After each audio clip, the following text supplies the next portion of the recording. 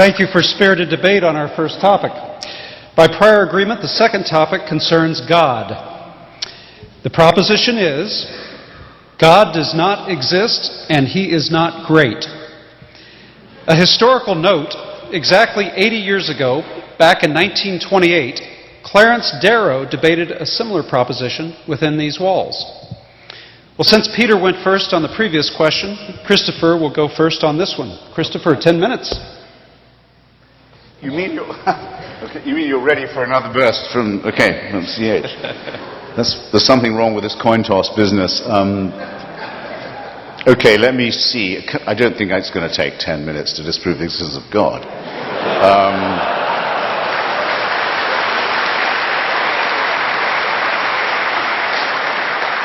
The atheist proposition is the following. Most of the time, it may not be said that there is no God. It may be said that there is no reason to think that there is one. That was the situation after Lucretius and Democritus and the original anti-theistic thinkers began their critique of religion. And I would just ask you all, ladies and gentlemen, to bear in mind a mild distinction while we go on. You may wish to be a deist, as my heroes Thomas Jefferson and Thomas Paine were, and you may not wish to abandon the idea that there must be some sort of first or proximate cause or prime mover of the known and observable world and universe. But even if you can get yourself to that position, which we unbelievers maintain is always subject to better and more perfect and more elegant explanations, even if you can get yourself to that position, all your work is still ahead of you. To go from being a deist to a theist, in other words, from someone who says, God cares about you, knows who you are, minds what you do, answers your prayers, cares which bits of your penis or clitoris you saw away or have sawn away for you, minds who you go to bed with and in what way, minds what holy days you observe, minds what you eat, minds what positions you use for pleasure. All your work is still ahead of you, and lots of luck. Because there's nobody, even Aquinas had to give it up. There's no one who can move from the first position to the second. So I could, and I'm actually strongly tempted to, I could leave it right there. But then it's not in my nature to let off a captive audience so easily. So I'll add a couple of things. The reasons why I am glad this is not true would, I suppose, be the gravamen of my case.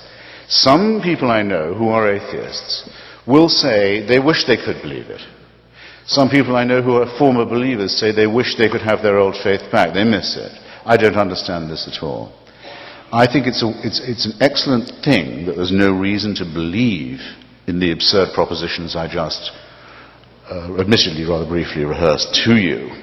The main reason for this, I think, is that it is a totalitarian belief. It is the wish to be a slave. It is the desire that there be an unalterable, unchallengeable, tyrannical authority who can convict you of thought crime while you are asleep, who can subject you, who must indeed subject you, to a total surveillance around the clock, every waking and sleeping minute of your life, I say of your life, before you're born, and, even worse, and where the real fun begins, after you're dead. A celestial North Korea. Who wants this to be true? Who but a slave desires such a ghastly fate? I've been to North Korea. It has a dead man as its president. Kim Jong-il is only head of the party and head of the army. He's not head of the government or the state. That office belongs to his deceased father, Kim Il-sung. It's a necrocracy. A thanatocracy. It's one short of a trinity, I might add. The son is the reincarnation of the father. It is the most revolting and utter and absolute and heartless tyranny the human species has ever evolved. But at least you can fucking die and leave North Korea.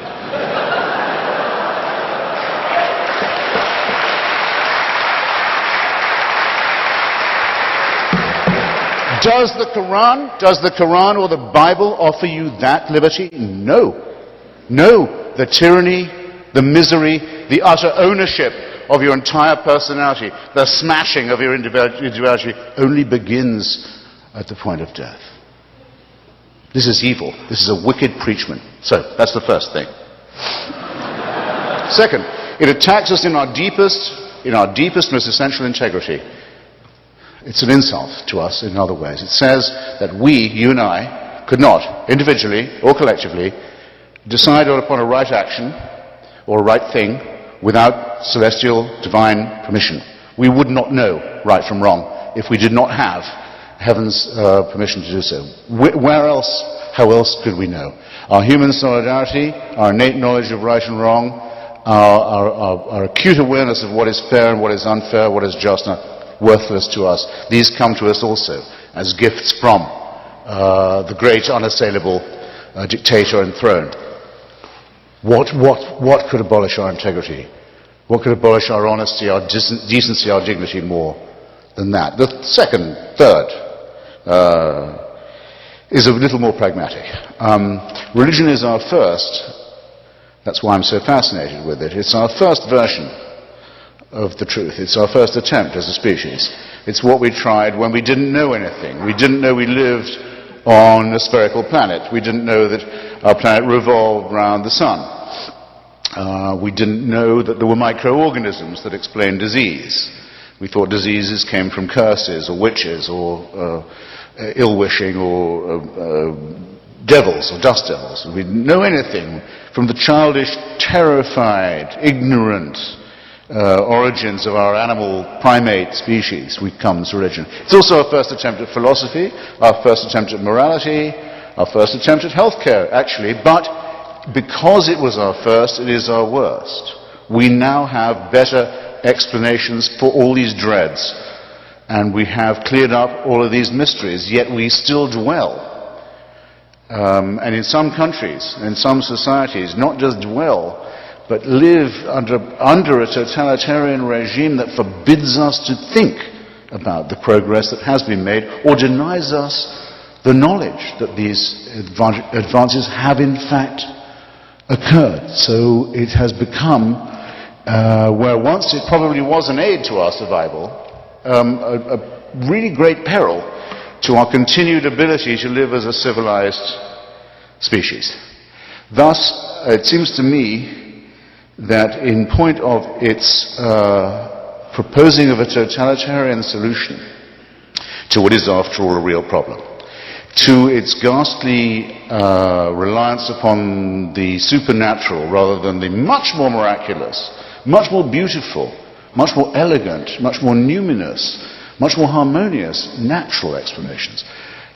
Think how much lovelier Einstein and Darwin are. Think how much more elegant and persuasive they are than the idea of the burning bush, or the demand that without circumcision there can be no redemption. Just picture it, and then I'll give you one final thought experiment. This is what you have to believe now, if you're a monotheist. Because we now know things we didn't used to know. We know that the human species could be as much as 200,000 years ago. It becomes separate from the Cro-Magnons and the rival pre-human species. Could be as little as 100. Richard Dawkins thinks 200,000. Francis Collins, who did the Human Genome Project, who's, by the way, C.S. Lewis kind of Christian, thinks 100,000. All right, I'll take 100. I'll take 100. Here's what you have to believe.